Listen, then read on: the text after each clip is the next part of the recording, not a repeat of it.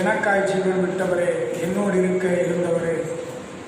இந்த துவக்கத்தை கொண்டு 92வது புத்தரிச்சி பாடல். எனக்காய் ஜீவன் விட்டவரே, என்னோடு இருக்க இருந்தவரே, எனக்காய் ஜீவன் விட்டவரே, என்னோடு இருக்க இருந்தவரே, என்னை என்றும் வழி நடத்துவாரே, என்னை சந்திக்க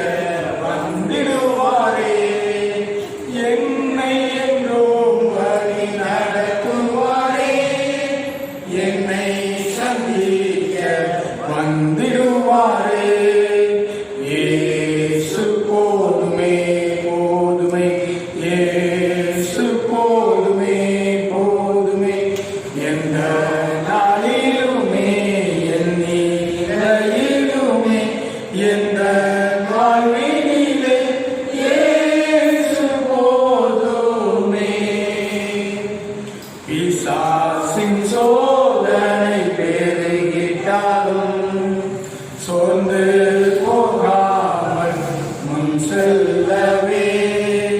பிசாசின் சோதனை பெருகிட்டாலும் சோர்ந்து போகாமல் முன் செல்லவே. உலகமும் அமிசமும் மயக்கிட்டாலும் மயங்கிடாமல் முன்னேறவே. உலகமும் அமிசமும் மயக்கிட்டாலும் மயங்கிடாமல் முன்னேறவே. இயேசு போதுமே போதுமே, இயேசு போதுமே போதுமே. எந்த நாளிலுமே என் நிலையிலுமே எந்த வகையிலே இயேசு போதுமே. உள்ளுள்ள இடங்களில் நீட்டிடுவார், அமர்ந்த தண்ணீரத்தை நடத்திடுவார். உள்ளுள்ள இடங்களில் நீட்டிடுவார், அமர்ந்த தண்ணீரத்தை நடத்திடுவார். ஆத்துமாவை தினம் தேற்றிடுவார், மரண பள்ளத்தாக்கில் காத்திடுவார்.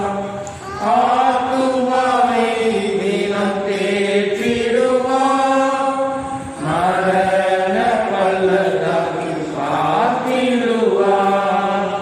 இயேசு போதுமே போதுமே, இயேசு போதுமே போதுமே. எந்த நாளிலுமே என் நிலையிலுமே எந்த வாழ்வினிலே இயேசு போதுமே. மனிதர் என்னை கைவிட்டாலும் மாமிசம் அழுகி நாவிட்டாலும். மனிதர் என்னை கைவிட்டாலும் மாமிசம் அழுகி நாவிட்டாலும். ஐஸ்வர்யம் யாவும் அழிந்திட்டாலும் ஆகாதவன் என்று தள்ளிவிட்டாலும். ஐஸ்வர்யம் யாவும் அழிந்திட்டாலும் ஆகாதவன் என்று தள்ளிவிட்டாலும். இயேசு போதுமே போதுமே, இயேசு போதுமே போதுமே. எந்த நாளிலுமே என் நிலையிலுமே எந்த வாழ்வினிலே இயேசு போதுமே.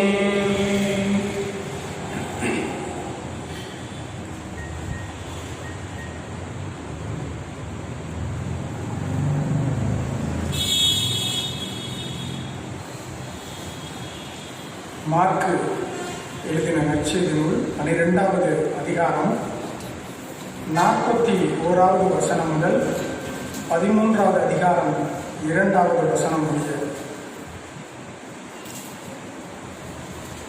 மார்க்குவின் நற்செய்தி 12ஆம் அதிகாரம் 41வது வசனம் முதல் 13ஆம் அதிகாரம் 2வது வசனம் முடிய. இயேசு காணிக்கை பெட்டிக்கு எதிராக உட்கார்ந்து ஜனங்கள் காணிக்கை பெட்டியில் பணம் போடுகிறதை பார்த்து கொண்டிருந்தார். ஐஸ்வர்யவான்கள் அநேகர் அதிகமாய் போட்டார்கள். ஏழையான ஒரு விதவையும் வந்து ஒரு துட்டுக்கு சரியான 2 காசை போட்டார். அப்பொழுது அவர் தம்முடைய சீஷரை அழைத்து, காணிக்கை பெட்டியில் பணம் போட்ட மற்றெல்லாரை பார்க்கிலும் இந்த ஏழை விதவை அதிகமாய் போட்டாள் என்று மெய்யாகவே உங்களுக்கு சொல்லுகிறேன். அவர்கள் எல்லாரும் தங்கள் பரிபூரணத்திலிருந்து எடுத்து போட்டார்கள். இவளோ தன் வறுமையிலிருந்து தன் ஜீவனத்துக்கு உண்டாயிருந்ததெல்லாம் போட்டுவிட்டார் என்றார். அவர் தேவாலயத்தை விட்டு புறப்படும் போது அவருடைய சீஷர்களில் ஒருவன் அவரை நோக்கி, போதகரே, இந்த கண்ணுகள் எப்படிப்பட்டது, இந்த கட்டடங்கள் எப்படிப்பட்டது பாரும் என்றான். இயேசு அவனுக்கு பிறகு உத்தரமாக, இந்த பெரிய கட்டடங்களை காண்கிறாயே, ஒரு கல்லின் மேல் ஒரு கல் இராதபடிக்கு எல்லாம் இடிக்கப்பட்டு போகும் என்றார்.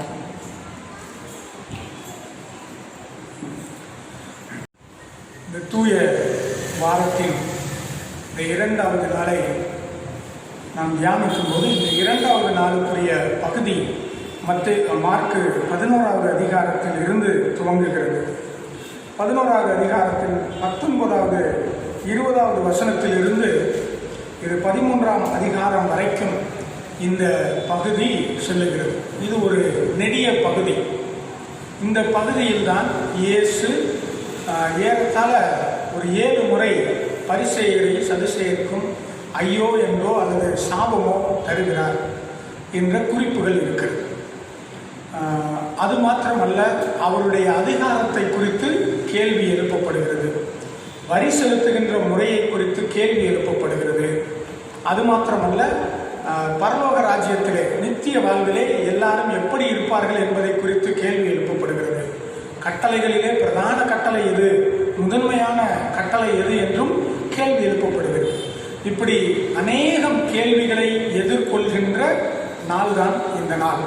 அது மாத்திரமல்ல, நித்திய ராஜ்யத்திற்கான அல்லது அந்த பரலோக ராஜ்யத்திற்கான வழிவகைகள் என்று இயேசு கற்றுக் கொடுப்பதும் இந்த 11வது அதிகாரம் 20வது வசனத்தில் இருந்து துவங்கி 13வது அதிகாரம் வரைக்கும் இது போகிறது. 14வது அதிகாரத்தில் அடுத்த நாள் நிகழ்வான சீமோனின் வீட்டிலே ஆண்டவர் அமர்ந்திருக்கும் போது அங்கு வந்து ஒரு பெண் அவரை அபிஷேகம் பண்ணுகின்ற அந்த நிகழ்வையும் குறிப்பிடுகிறார். இப்போ இந்த பகுதி நமக்கு கற்றுக் கொடுப்பது என்ன அப்படின்னா, 11வது அதிகாரத்தில் 28வது வசனத்தை படித்தோம் என்றால், நீர் எந்த அதிகாரத்தினால் இவைகளை செய்கிறீர், இவைகளை செய்கிறதற்கு அதிகாரத்தை உமக்கு கொடுத்தவர் யார் என்று கேட்டார். நீர் எந்த அதிகாரத்தினாலே இதை செய்கிறீர், இல்லைன்னா இந்த அதிகாரத்தை கொடுத்தது உமக்கு யார்? இதை கேட்டவர்கள் பரிசேயர்கள், வேதபாரர்கள், சதுசேயர்கள்.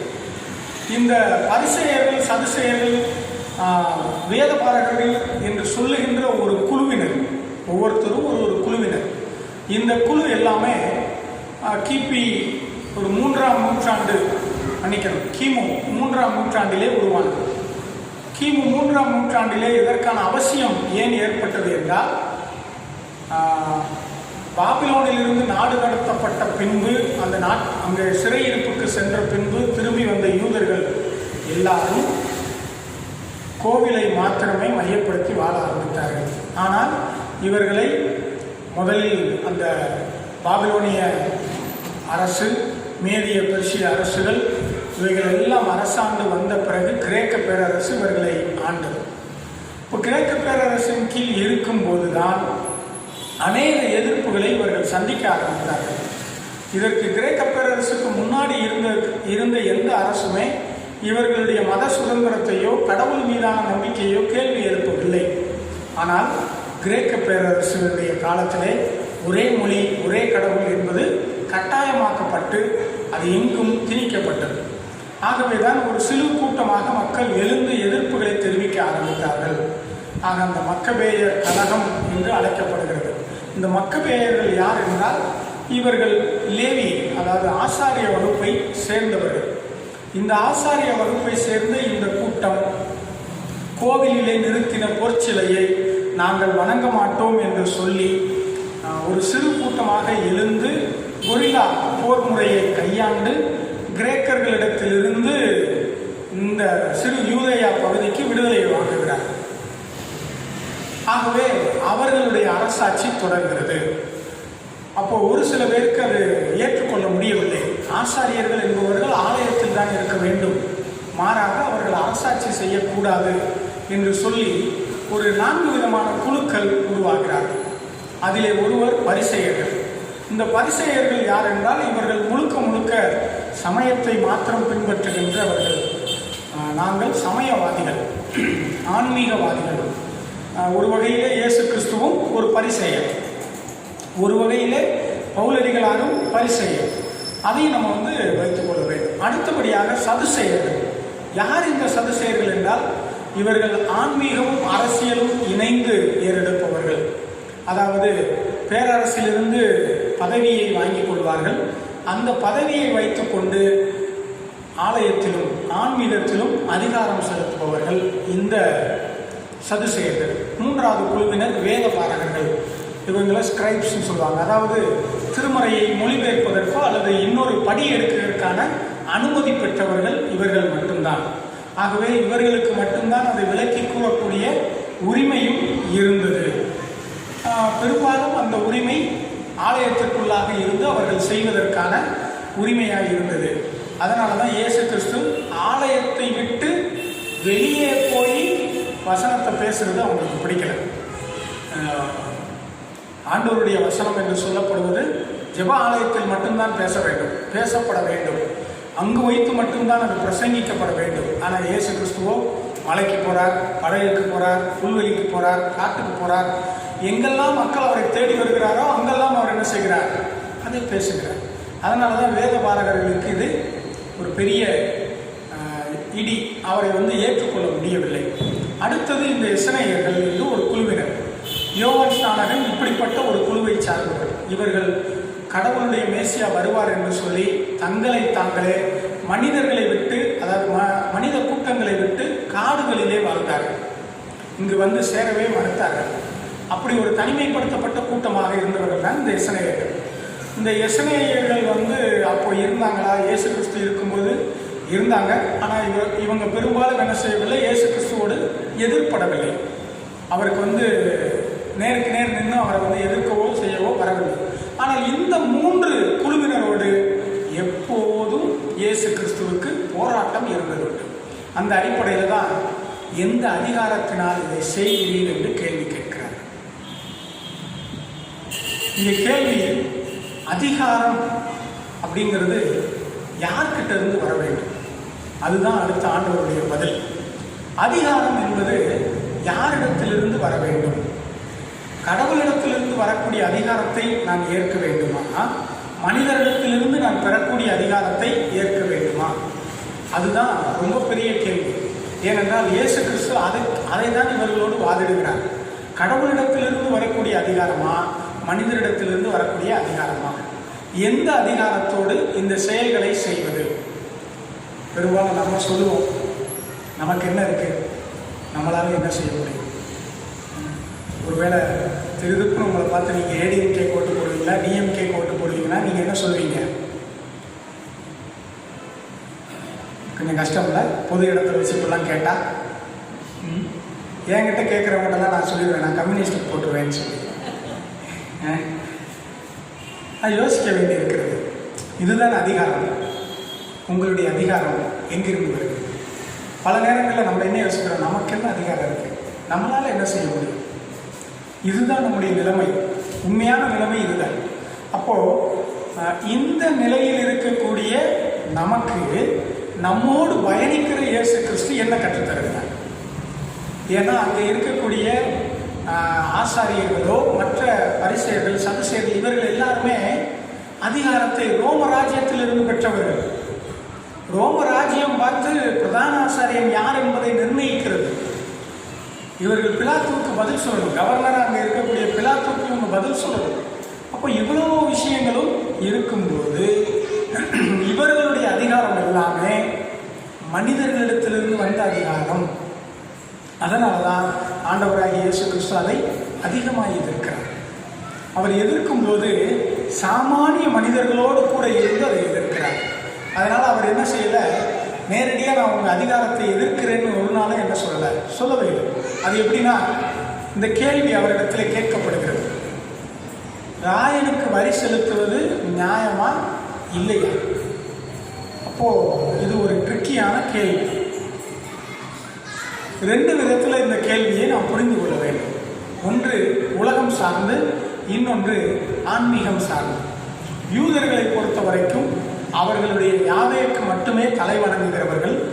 யாவேயை மட்டுமே தங்களுடைய அரசராக ஏற்றவர்கள், ஆளுகிறவராக ஏற்றவர்கள், அவர்கள் இன்னொரு மனிதரை என்ன செய்யக்கூடாது? ஏற்க முடியாது. இப்போ ராயருக்கு வரி செலுத்துவது சரின்னு சொன்னா, ஆண்டவர் சரின்னு சொன்னா, அவர் யூதர் இல்லை, அவர் யூதருக்கு சார்ந்தாக இல்லை. அவர் என்ன பண்றாரு? ரோமர்களுக்கு ஜாலரா போடுறாருன்னு இவங்க வெளியே பேசுவாங்க.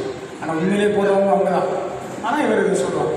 அதே இது போடக்கூடாது, கட்டக்கூடாது, வரி கட்டக்கூடாது அப்படின்னு சொல்லிட்டா இவர் புரட்சிக்காரர், இவர் பிரச்சனையை தூண்டுகிறார், கலகத்தை தூண்டுகிறார் அப்படின்னு சொல்லி இயேசு மீது பழி சுமத்தார். இதுதான் இவங்களுடைய அந்த கேள்வி. ஆனால் அந்த இடத்துல மிக தெளிவாக ஆண்டவர் அழகான ஒரு பதிலை சொல்லுகிறார். கடவுளுடையதை கடவுளுக்கும், ராயனுடையதை ராயனுக்கும் செலுத்துங்கள் என்று சொல்கிறார்.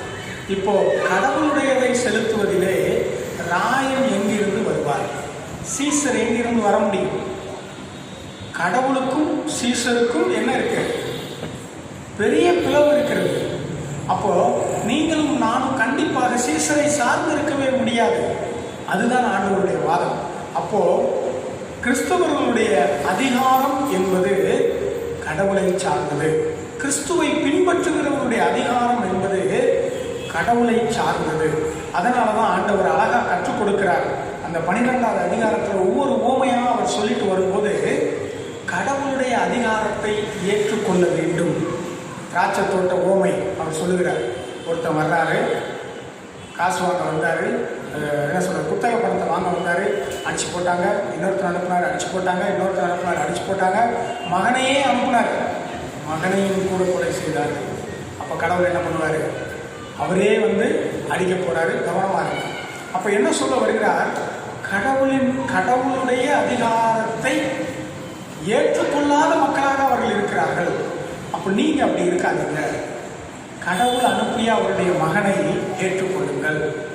இதுதான் கிறிஸ்துவை பின்பற்றுகின்ற நமக்கு அவர் சொல்லுங்கள்.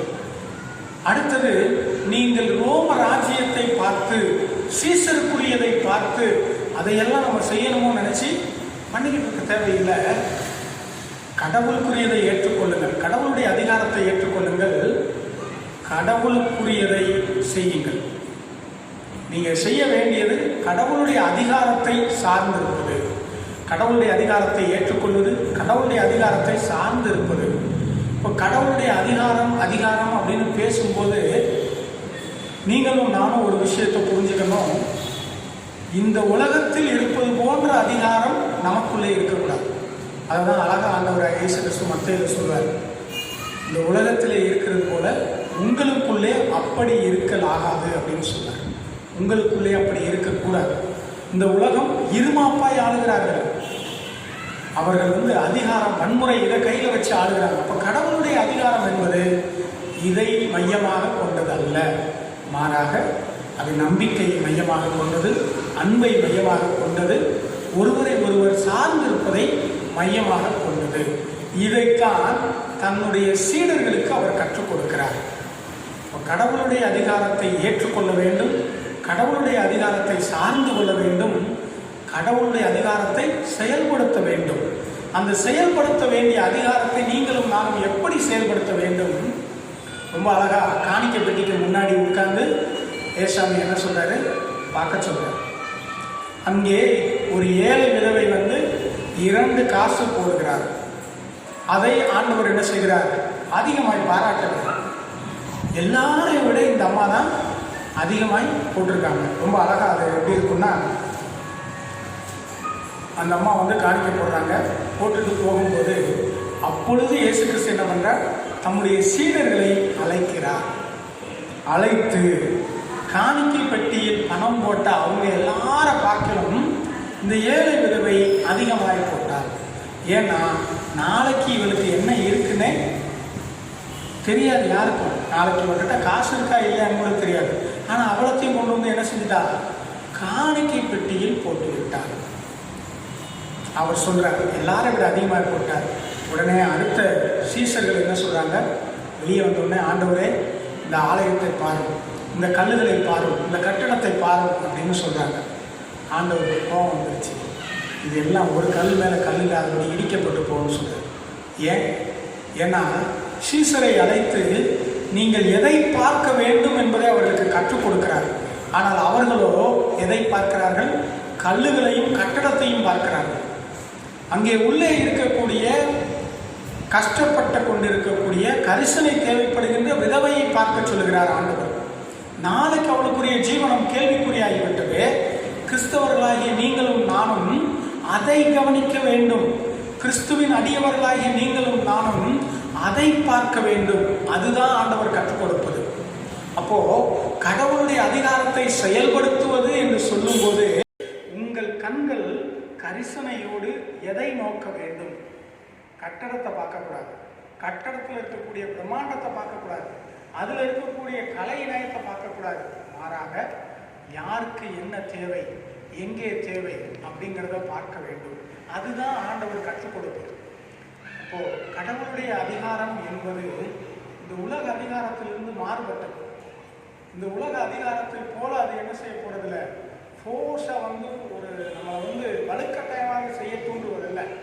மாறாக அன்பு, நம்பிக்கை அங்கே மையமாக இருக்க வேண்டும். ஒரு நல்ல எதிர்நோக்கு அங்கே இருக்க வேண்டும். இதுதான் கடவுளுடைய அதிகாரம். அப்போ இந்த அதிகாரத்தை செயல்படுத்துவதற்கு தான் நீங்களும் நானும் இந்த நாளிலே அழைக்கப்பட்டிருக்கிறோம். ஆனால் இந்த அதிகாரத்தை செயல்படுத்தும் முன்பாக நமக்கு ஏகப்பட்ட கேள்வி நம்மக்கிட்ட கேட்கப்படும். ஏகப்பட்ட கேள்வி கேட்கப்படும். உதாரணத்துக்கு நான் எப்பவுமே சொல்வேன், நான் எப்பவுமே கேட்பேன், ஆண்டவராகிய இயேசு கிறிஸ்து உனக்காக மரித்திருக்கிறார் அப்படின்னு என்கிட்ட யாராவது சொன்னாங்கன்னா நான் கேட்டேனான்னு கேட்பேன். நான் அவரை கேட்டேனா எனக்காக சாகுங்கன்னு? இந்த கேள்விக்கு என்ன பதில் இருக்கும்? ஏன் இப்படி மாதிரி கேள்விகள் நான் ஒன்றும் எதிர்பார்க்கவே இல்லை. அவர் எனக்காக சேர்த்து என்னை காப்பாற்றணும்னு நான் கேட்கவே இல்லை. எதுக்காக அவர் அப்படி இருந்து சாகணும்? இயேசு கிறிஸ்து நம்முடைய பாவங்களுக்காக மரித்தார் அப்படின்னு சொன்னாங்கன்னா நான் பாவமே செய்யலை. நீங்கள் பாவம்னு சொல்கிறது உங்களுடைய பாவமாக இருக்கும். நான் பாவம் செய்யலை.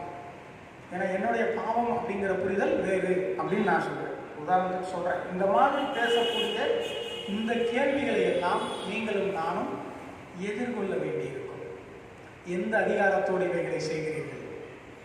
இயேசு கிறிஸ்து கிட்ட கேட்ட அதே கேள்விதான் நம்மகிட்ட கேட்கணும்னு அவசியம் இல்லை.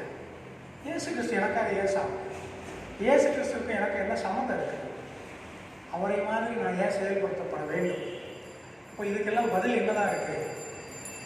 நீங்களும் நானும் கடவுளுடைய அதிகாரத்தை செயல்படுத்துவதன் வழியாகத்தான் இருக்கிறது.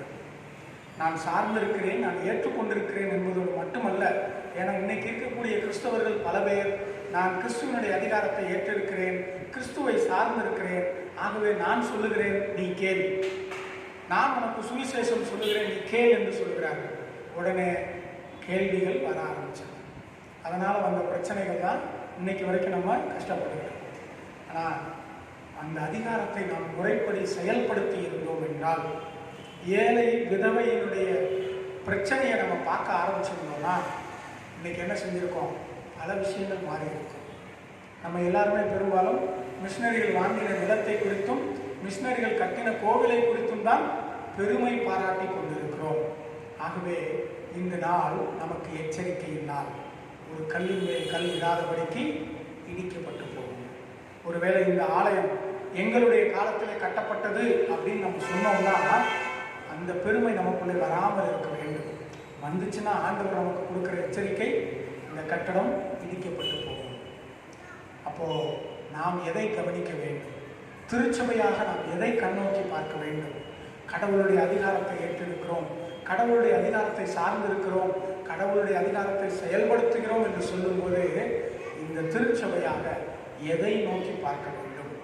கரிசனை நமக்கு எங்கே இருக்கிறது? அதை தான் ஆண்டவர் கேட்கிறார். ஒருவேளை அப்படிப்பட்ட ஒரு கரிசனையோடு நாம் செயல்படுவதற்கு அழைக்கிறார். அழைப்பதோடு மட்டுமல்ல, ஆண்டவர் எச்சரிக்கையும் கொடுக்கிறார். ஆகவே இந்த எச்சரிக்கையை கேட்டவர்களாக சரியாக நாம் செயல்படுவோம். ஆண்டவர் நம்மை அழகாய் வழி நடத்துவார். ஆண்டவர் நம்மை இந்த வார்த்தைகளை ஆசீர்வதிப்பாராக.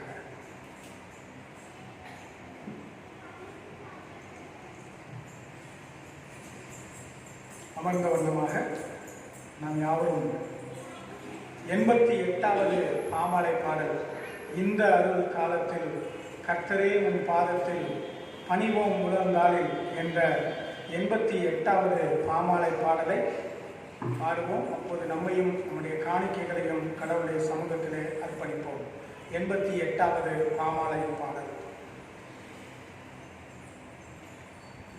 இந்த